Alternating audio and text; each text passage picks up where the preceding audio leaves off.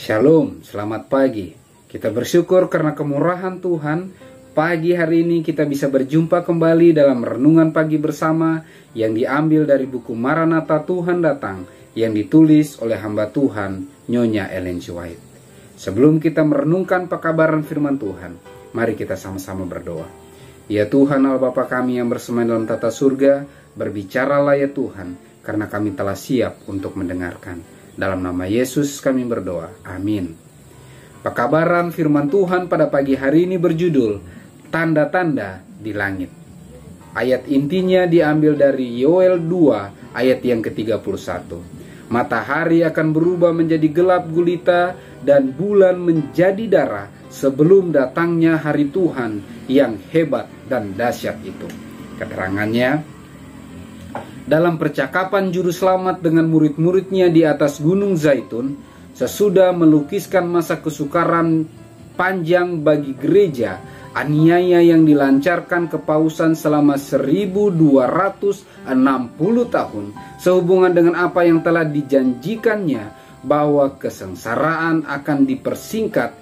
Ia memang menyebutkan peristiwa-peristiwa tertentu yang mendahului kedatangannya dan menentukan waktu bila mana yang pertama dari peristiwa-peristiwa ini akan disaksikan. Segera sesudah siksaan pada masa itu, matahari akan menjadi gelap dan bulan tidak bercahaya. 1260 hari atau tahun berakhir pada tahun 1798. Seperempat abad sebelumnya, penganiayaan hampir seluruhnya telah berhenti. Mengikuti penganiayaan ini, sesuai dengan perkataan Kristus, matahari akan menjadi gelap. Pada tanggal 19 Mei 1790, nubuatan ini telah digenapi. Hampir kalau tidak dapat dikatakan secara keseluruhan, ketika keajaiban yang sangat rahasia dan tidak dapat diterangkan jenisnya, terjadilah hari gelap pada tanggal 19 Mei 1790. Suatu kegelapan yang tidak dapat diperhitungkan sebabnya yang menutupi seluruh langit dan udara di New England. Kegelapan pekat pada hari itu kemudian berganti. 1 atau 2 jam sebelum malam, langit sebagian menjadi cerah dan matahari muncul, walaupun masih tidak jelas oleh kabut yang tebal dan hitam. Setelah matahari tenggelam, awan naik kembali di atas kepala dan menjadi gelap dengan sangat cepat. Bahkan kegelapan malam itu tidak kurang luar biasanya dan mengerikan daripada yang terjadi pada hari itu. Walaupun pada malam itu hampir bulan purnama, tidak ada benda yang dapat dilihat kecuali dengan pertolongan cahaya lampu.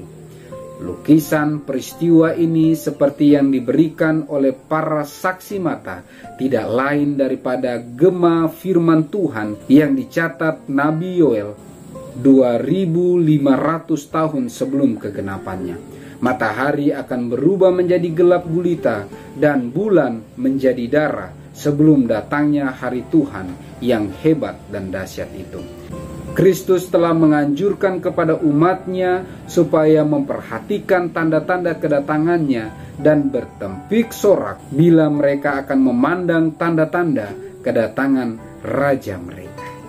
Tanda-tanda di langit. Pekabaran firman Tuhan pada pagi hari ini sangat jelas mengatakan, tanda demi tanda, nubuatan demi nubuatan yang ditulis dalam kitab-kitab para nabi akan tergenapi dan akan terus tergenapi.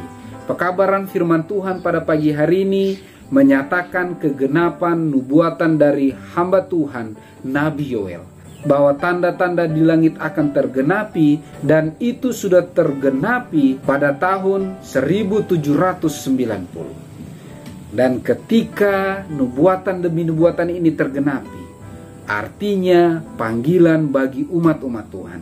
Mari persiapkan diri, persiapkan keluarga, persiapkan jemaat, bahkan siapa saja yang kita bisa jumpai untuk siap bertempik sorak, berseru dengan sukacita untuk menyambut kedatangan Tuhan yang kedua kali.